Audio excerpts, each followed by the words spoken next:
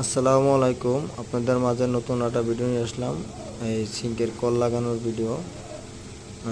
দেখতে পাচ্ছেন একটা নতুন কল লাগাইছি।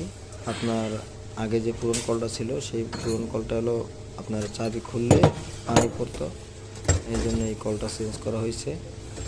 এবং আপনাদের কল লাগানোর ভিডিওটা দেখাইতে পারি নাই, কারণ হচ্ছে যে আমি এক হাত থেকে মোবাইলটা ধরতে হয়, কিন্তু আমি আমার দুই হাত ব্যবহার করা লাগছে আপনার এই কলটা লাগানোর জন্য।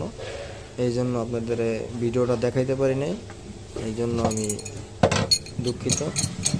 এবং দেখছেন যে আমরা কালেকশন পাইপটা টাইট দিতেছি।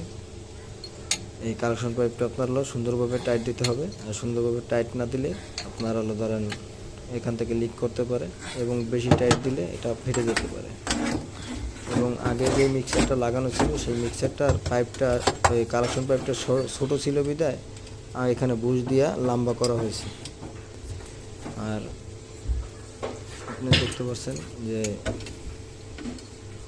আমরা কালেকশন পাইপ লাগাইতেছি, কারণ একা মানুষ তো আমরা মোবাইল ধরে কাজ করা যায় না, দুই হাত মাঝে মাঝে দুই হাত লাগে। এই জন্য আপনারা কিছু মনে করেন না, আপনারা দেখেন।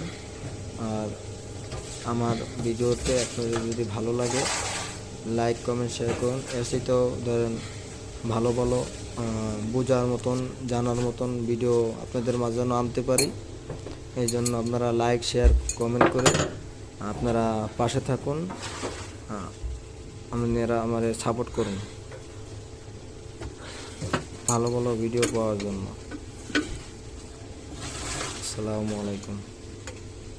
আসসালামু আলাইকুম। আপনাদের মাঝে নতুন একটা ভিডিও নিয়ে আসলাম, এই সিং মিক্সার লাগানোর ভিডিও। আপনারা দেখতে পাচ্ছেন একটা সিং মিক্সার লাগানো হয়েছে, এবং কালেকশন পাইপটা লাগাবো এখন। এই কালেকশন পাইপটা লাগাবো, আপনারা দেখতে পাচ্ছেন।